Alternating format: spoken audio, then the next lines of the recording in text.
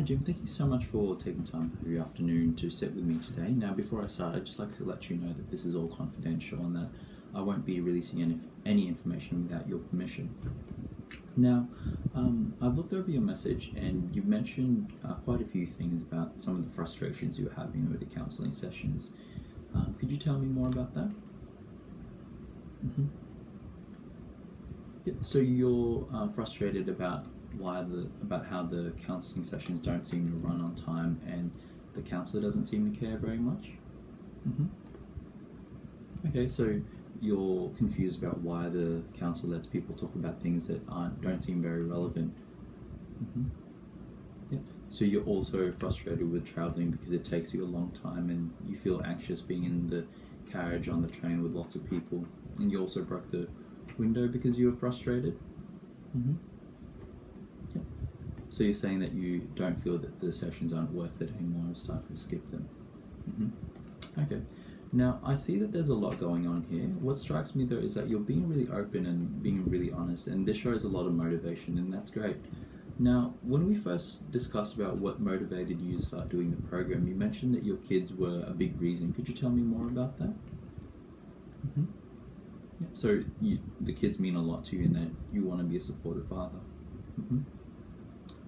Okay, so you're saying that you don't want to be away from the kids for such a long time, and that the last thing you want to happen is having the suspended sentence revived.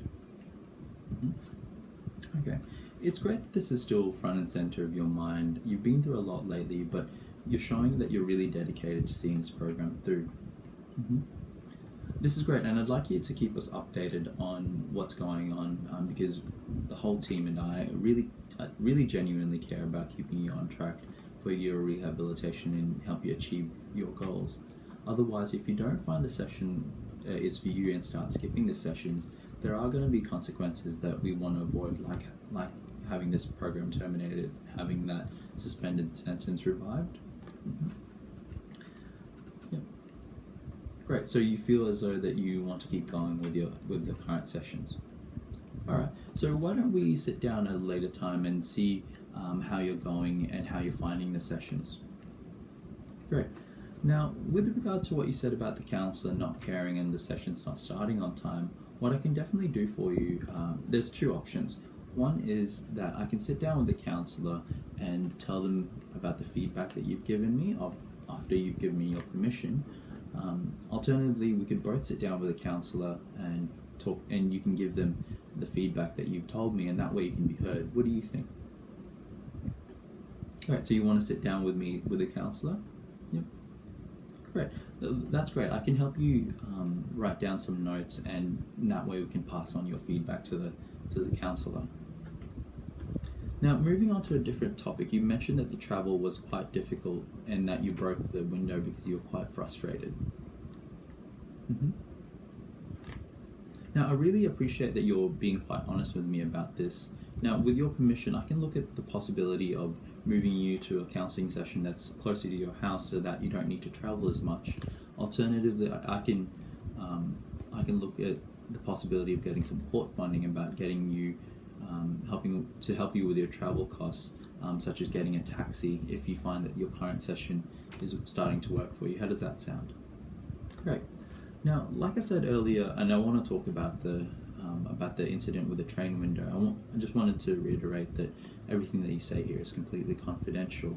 From my experience, it'll be very important to tell the court about the train window incident because this shows that you're committed to doing the right thing. That way, you can give a full explanation about why you did it. Mm-hmm.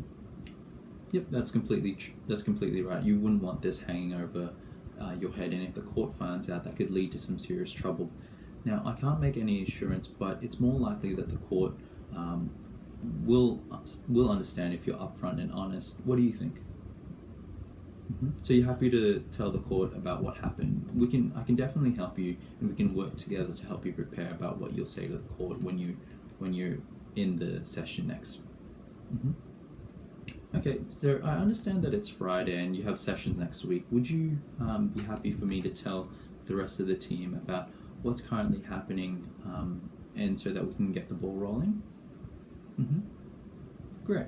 Now, thank you so much again for coming in to sit down with me this afternoon. Now, before we go, I'd just like to summarize what we've talked about.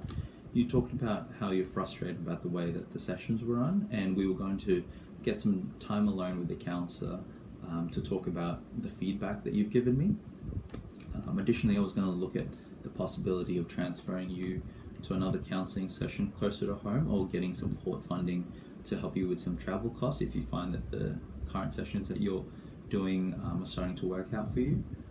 And lastly, you wanted to explain to the court why you had broken the window, and we were going to work together about helping you make